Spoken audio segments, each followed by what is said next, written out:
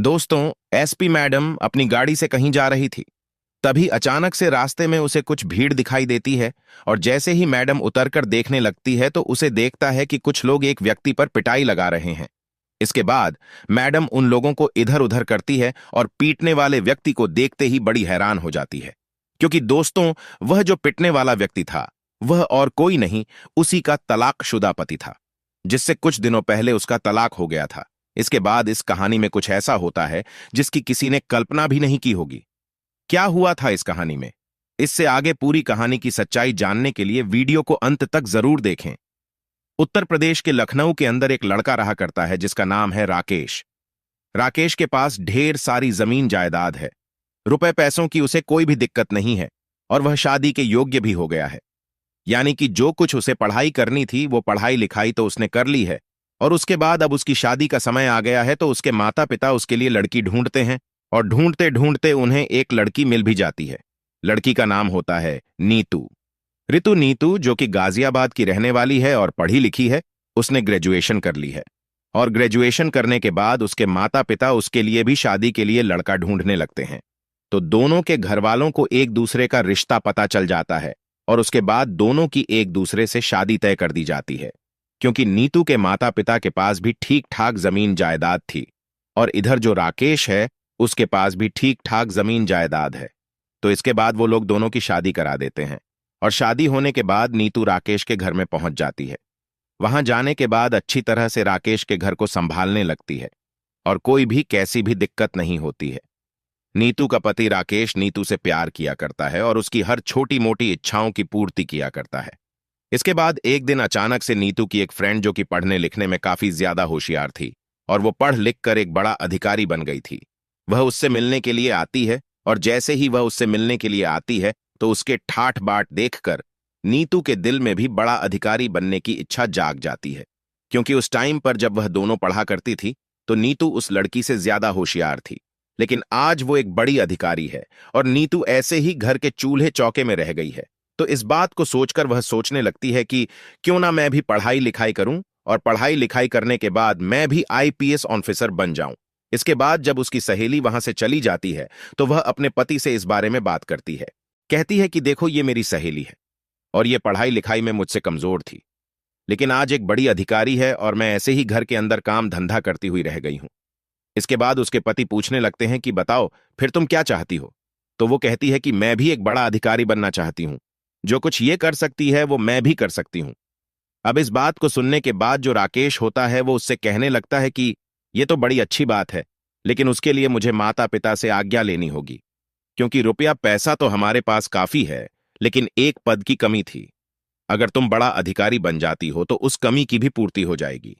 ऐसा कहकर राकेश नीतू की बात मानने के लिए तैयार हो जाता है और नीतू भी इस बात को सुनकर बड़ी खुश हो जाती है, क्योंकि उसकी सास उसे बधाई प्यार किया करती थी और वह सोचती है कि सास तो मना करेगी नहीं और ना ही ससुर जी माना करेंगे। इसके बाद जब राकेश एक शाम को अपने माता पिता से पूछ बैठता है कि मैं नीतू को पढ़ाना चाहता हूं तो उसकी मां की भौहें चढ़ जाती है, लेकिन जब बेटा बताता है कि मैं भी यही चाहता हूं कि वो पढ़ाई लिखाई करें और पढ़ लिख कर एक बड़ा अधिकारी बने, तो मां को मजबूरन अपने बेटे का कहा मानना पड़ता है, क्योंकि राकेश अपने घर की इकलौती संतान है और वो लोग किसी भी तरह से उसे परेशान नहीं देखना चाहते। इसी वजह से मां भी कह देती है कि कोई बात नहीं बेटा, अगर ऐसी बात है तो ये पढ़ाई लिखाई कर लेगी, घर का काम ही कितना है उसे मैं अपने आप कर लिया करूंगी। ऐसा कहकर माता पिता ने इस पढ़ाई लिखाई को करने की अनुमति दे दी थी और राकेश नीतू से पढ़ने लिखने के लिए कहने लगता है। इसके बाद जब नीतू कोचिंग के लिए बोलने लगती है तो राकेश उसकी इस बात के लिए भी एग्री हो जाता है और कहता है कि ठीक है, अगर ऐसी बात है तो बताओ कौन से कोचिंग सेंटर में तुम्हें एडमिशन लेना है और इसके लिए कितना पैसा खर्च आएगा। यह बात देखकर नीतू अपने पति से और भी ज्यादा प्यार करने लगती है, क्योंकि वह किसी भी बात के लिए उसकी के मना नहीं करता है और वो सोचने लगती है कि ऐसा जीवन साथी मिलना बड़ा ही मुश्किल है। इसके बाद जो राकेश होता है नीतू का एक कोचिंग में एडमिशन करा देता है और उसे पढ़ने लिखने के लिए छोड़ देता है। घर का पूरा काम सास किया करती और नीतू वहां पर रहकर पढ़ाई किया करती। धीरे धीरे समय बीतता है और समय के साथ साथ 1 साल व्यतीत हो जाता है, लेकिन इस बार जब नीतू ने एग्जाम दिया था तो पहली बार में ही वो रह गई थी और उसका प्री एग्जाम तक भी क्वालिफाई नहीं हुआ था। अब इस बात को देखने के बाद नीतू थोड़ी सी मायूस होती है और उसके बाद अपने पति से कहने लगती है कि इस बार तो मेरा रह गया है, लेकिन दोबारा से मैं इसको जरूर कर दूंगी और कोई भी कैसी भी दिक्कत नहीं है। अब इस बात को उसका पति तो मान जाता है, यानी कि राकेश तो इस बात के लिए एग्री हो गया था। लेकिन जो नीतू की सास थी वो कहने लगती है कि इस तरह से कैसे होगा, मैं कब तक घर का काम करूंगी। बहू, ये तेरे बस की पढ़ाई लिखाई नहीं है।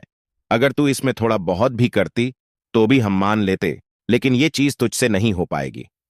नहीं तो अपनी सास से रिक्वेस्ट करने लगती, कहती कि माँ जी, आप चिंता मत करो, इस बार में मैं पक्का कर दूंगी। मैंने खूब सारी मेहनत की है और जब मेरी सहेली कर सकती है तो मैं इस टेस्ट को क्यों नहीं कर सकती। दरअसल नीतू को पढ़ाई छोड़े हुए 2 साल हो गए थे और इन 2 सालों के गैप की वजह से ही उसके साथ ये सब कुछ हो रहा था। इसके बाद जैसे तैसे करके वो अपने ससुराल वालों को मना लेती है और दोबारा से इस टेस्ट की तैयारी करने लगती है। इधर जो पति राकेश होता है वह कहता है कि नीतू ये लास्ट बार है, अगर इस बार में होता है तो ठीक है, उसके बाद फिर तुम घर का काम धंधा ही देख लेना, उसके बाद तुम्हें ये टेस्ट करने की जरूरत नहीं है। नीतू इन सभी बातों के लिए हामी भर लेती है और धीरे धीरे एक और साल बीत जाता है। अब जैसे ही दूसरे अटेम्प्ट के प्री एग्जाम का रिजल्ट आता है तो नीतू को पता चलता है कि उसने प्री एग्जाम क्वालिफाई कर लिया है और उसके बाद अब उसे मेन की तैयारी करनी थी। इसके बाद नीतू मेन की तैयारी करने लगती है और उसके पति उसे और भी ज्यादा अप्रिशिएट करने लगते हैं। कहते हैं कि शाबाश नीतू, मेरे हिसाब से तू उसे जरूर कर लेगी और ये दूसरा एग्जाम भी तू आराम से क्वालिफाई कर लेगी। इसके बाद जैसे ही मैच का रिजल्ट आता है तो एकदम से राकेश की उम्मीदों पर पानी फिर जाता है और इधर जो नीतू होती है उसे भी निराशा का सामना करना पड़ता है, क्योंकि इस एग्जाम में नीतू क्वालिफाई नहीं कर पाई थी और उसका सपना उसे टूटता सा दिखाई देता है। लेकिन नीतू ने जो मेहनत की थी उस मेहनत को देखकर नीतू सोचती है कि अगर एक बार और मैं इसको करूंगी तो इसको जरूर से क्वालिफाई कर लूंगी और इस बारे में वो अपने पति से बात करने लगती है। लेकिन इस बार उसका पति उसे साफ साफ मना कर देता है और कहता है कि नहीं नहीं, तू ऐसा नहीं होगा, घर वाले भी खिलाफ है, उनके खिलाफ जाकर मैंने एक मौका तुझे दे दिया है, लेकिन इसके बाद मैं अब तुम्हें मौका नहीं दे सकता।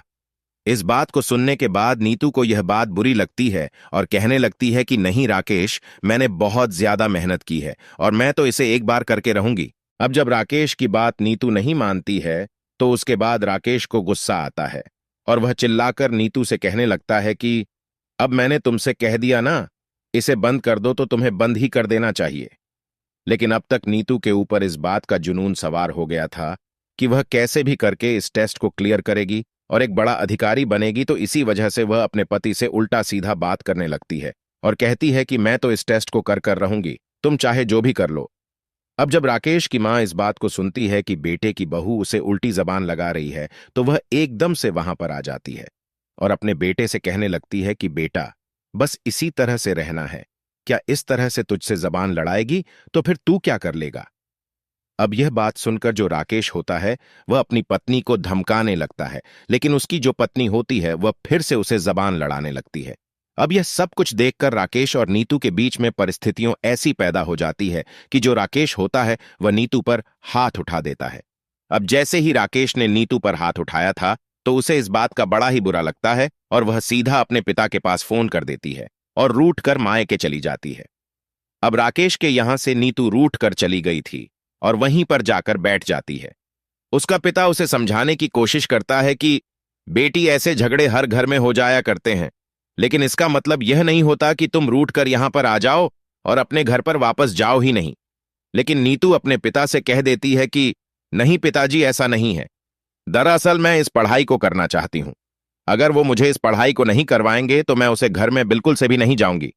इस बात को सुनकर उसके पिता कहने लगते हैं कि बेटी, अगर दामाद जी मना कर रहे हैं तो इस पढ़ाई को करने की क्या जरूरत है, वैसे भी उनके पास ढेर सारी जमीन जायदाद है तो रुपए पैसों की तो कोई दिक्कत ही नहीं होने वाली। तो वह अपने पिता से कहने लगती है कि पिताजी, रुपये पैसों की दिक्कत नहीं है, लेकिन दिक्कत है तो केवल रुतबे की। मेरी सहेली ने यह काम किया है और वह मुझसे पढ़ने में थोड़ी कमजोर थी, लेकिन फिर भी वो एक बड़ी अधिकारी है, तो मैं भी बड़ा अधिकारी बनना चाहती हूं, क्योंकि बड़े अधिकारी को गाड़ी भी मिला करती है, साथ में सिक्योरिटी भी मिला करती है, और जब बड़ा अधिकारी चलता है तो अलग तरह की फीलिंग आती है।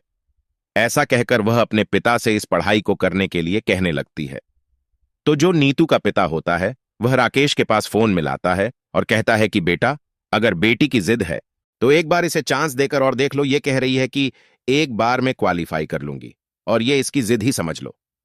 लेकिन जो राकेश होता है वह अपनी पत्नी से नाराज था, क्योंकि उसने अपनी पत्नी को सब कुछ देने की कोशिश की थी, लेकिन उसकी पत्नी एक छोटी सी चीज उसके लिए नहीं छोड़ सकती थी। यह बात राकेश को बुरी लग गई थी, तो वह कहने लगता है कि ऐसा कुछ भी नहीं होगा। अगर इसे यहां पर आना है तो पढ़ाई लिखाई से बिल्कुल अलग होना पड़ेगा और उसके बाद ही मैं इसे अपने घर में रखूंगा, वरना अगर इसकी जिद है तो यह वहीं पर रह लेगी और मैं इसे तलाक भी दे दूंगा। इसके बाद जो नीतू होती है अपने पिता के पास में ही खड़ी हुई थी और वह एकदम से फोन पर बोलने लगती है कि अगर ऐसी बात है तो मैं भी तुम्हारे पास बिल्कुल नहीं आना चाहती। बेशक से मुझे तलाक दे दो, यह भी चलेगा। अब यह बात सुनकर राकेश नाराज हो जाता है और फौरन से जाकर तलाक के लिए कोर्ट में अर्जी दायर कर देता है। इसके बाद कुछ दिनों तक कोर्ट केस चलता है और कोर्ट केस चलने के बाद दोनों का तलाक हो जाता है। गुस्से गुस्से में दोनों का तलाक हो गया था और तलाक होने के बाद दोनों अपने अपने घर रहने लगते हैं। अब इसके बाद जो नीतू होती है वह बड़े अधिकारी बनने के लिए यूपीएससी की तैयारी करने लगती है और उसमें दिन रात एक करके मेहनत करने लगती है।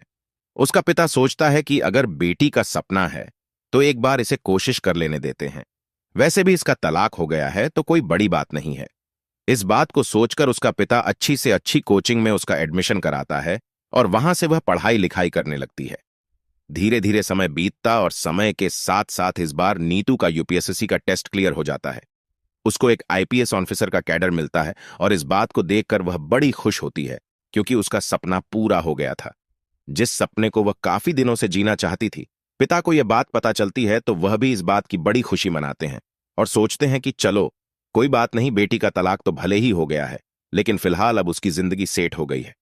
ऐसा सोचकर पिता अपने आप को संतुष्ट करता है और इसके बाद जो बेटी होती है वह ट्रेनिंग करने के लिए चली जाती है। ट्रेनिंग करने के बाद जब उसकी पोस्टिंग होती है तो उसे लखनऊ की पोस्टिंग मिलती है और वहां पर जाकर वह कार्यभार को संभालने लगती है। जैसे ही वह इस कुर्सी पर बैठती है जिसके लिए उसके पति ने और उसने काफी सारे सपने देखे थे, एकदम से उसकी आंखों से आंसू छलकने लगते हैं और अपने पति की वो सारी बातें याद आ जाती हैं जब वो अकेले में उससे कहा करता था कि जब तुम बड़ी अधिकारी बन जाओगी तो देख लेना, चारों तरफ लोग मेरी वाहवाही करने लगेंगे और सभी लोग मुझसे डरा करेंगे। इस बात को कहते हुए कभी वो दोनों एक दूसरे से टटोल किया करते थे, लेकिन आज जब यह कामयाबी उसके पास है तो आज उसके पति इसमें साथ नहीं है और यह बात सोचकर उसकी आंखें नम हो जाती हैं। लेकिन फिर वो सोचने लगती है कि जो कुछ हो गया है अब उसको बार बार सोचने से क्या फायदा। ये तो एक ऐसी चीज है जिसमें ना तो मेरी चल सकती और ना ही मेरे पति की चल सकती। ऐसा सोचकर जो नीतू होती है वहीं पर अपना मेहनत और ईमानदारी से काम करने लगती है और धीरे धीरे समय बीतने लगता है।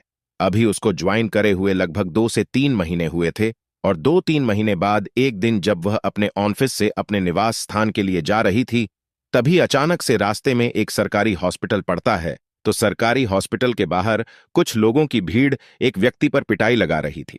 एसपी साहिबा के कहने पर वो पूरी की पूरी भीड़ इधर उधर हो गई थी, लेकिन वो घायल व्यक्ति वहीं पर पड़ा हुआ था। अब जैसे ही एसपी साहिबा की नजर उस घायल व्यक्ति पर पड़ती है तो एकदम से भौंचक्की रह जाती है, क्योंकि घायल व्यक्ति और कोई नहीं वही राकेश था जिससे उसका काफी दिनों पहले तलाक हो चुका है और आज यहां पर इस तरह की हालत में। इसके बाद नीतू के दिमाग में चलने लगता है कि यह इस तरह से कैसे है और वो सोचने लगती है कि कहीं ऐसा तो नहीं ये शराब वगैरह पीने लगे हो और इसी वजह से इनकी ऐसी हालत हो। तो इसके बाद में उसके पास जाती है और उससे बात करने की कोशिश करती है, लेकिन ज्यादा पिटाई की वजह से वो बेहोश हो गया था और नीतू उसे उठाकर वहीं के सरकारी हॉस्पिटल में भर्ती करा देती है। जब तक उसका इलाज चलता है नीतू बाहर ही बैठी रहती है और वहीं पर उसका वेट करती रहती है। लगभग 3 घंटे के बाद उसे होश आता है और जैसे ही उसे होश आता है तो डॉक्टर साहब उसे बताते हैं कि उसे होश आ गया है, जिसको आप यहां पर लेकर आई थी। इसके बाद नीतू अंदर जाती है और अंदर जाने के बाद उससे बात करने लगती है।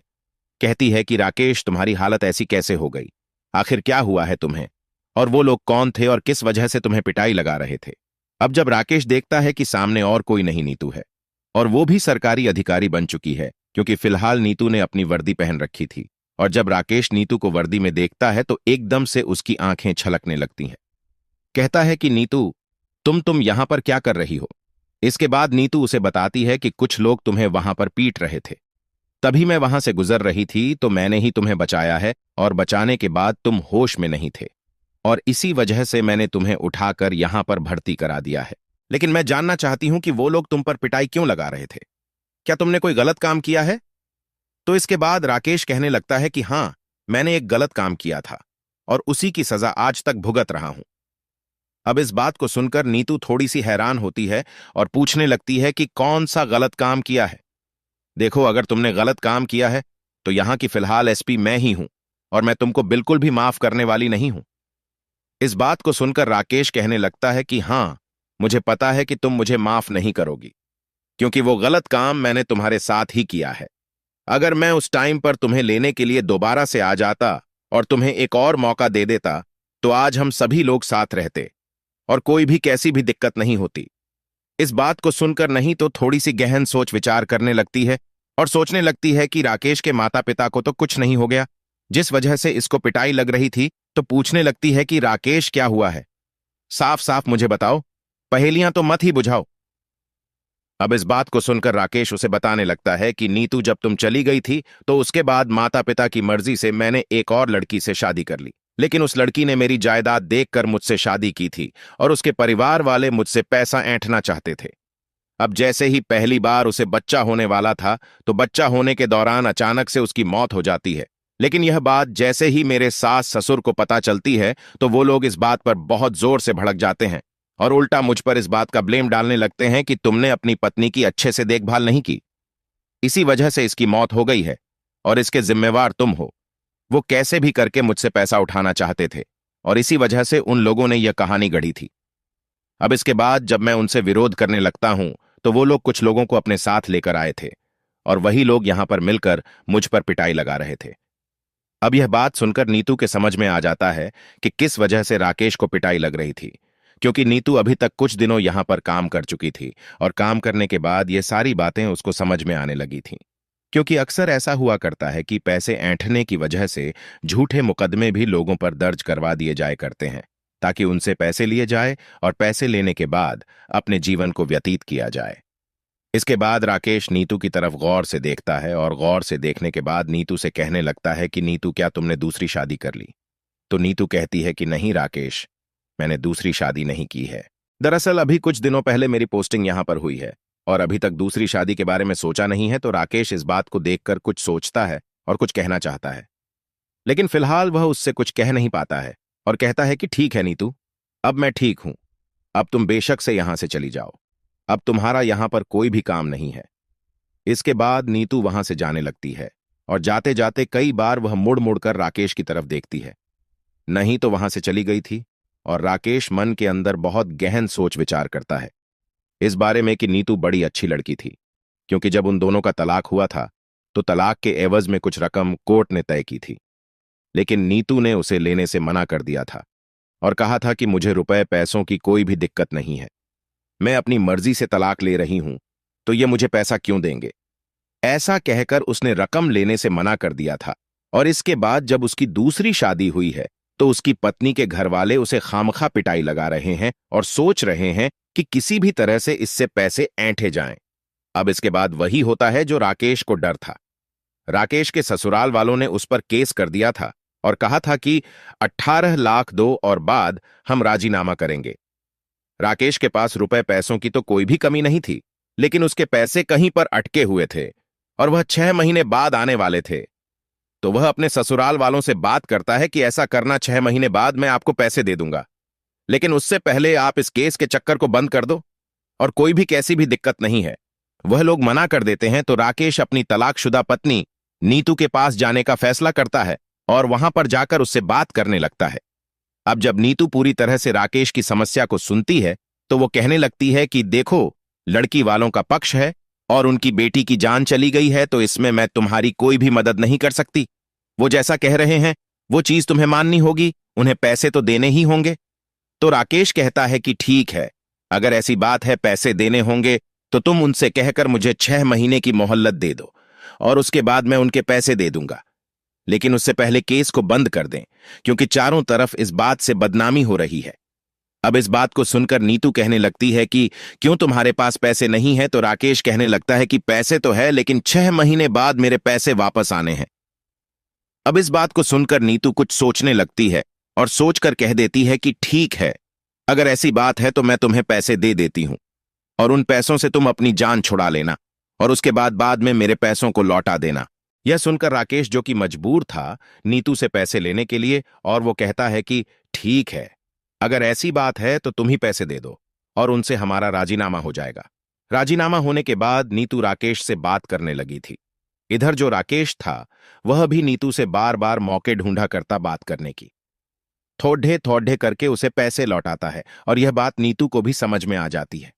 इसके बाद एक दिन नीतू अपने पिता से बात करती है, क्योंकि उसके पिता उसे शादी के लिए कह रहे थे। तो नीतू कहती है कि पिताजी, क्यों ना मैं उसी लड्ढके से शादी कर लूं जिससे मेरा तलाक हो गया था, क्योंकि जिस दूसरी लड्ढकी से उसकी शादी हुई थी उसकी तो मौत हो चुकी थी और उसका बच्चा भी इसी डिलीवरी के दौरान इस दुनिया को छोड़कर जा चुका था। और उसका पिता जब इस बात को सुनता है तो वह भी इस बात के लिए एग्री करता है।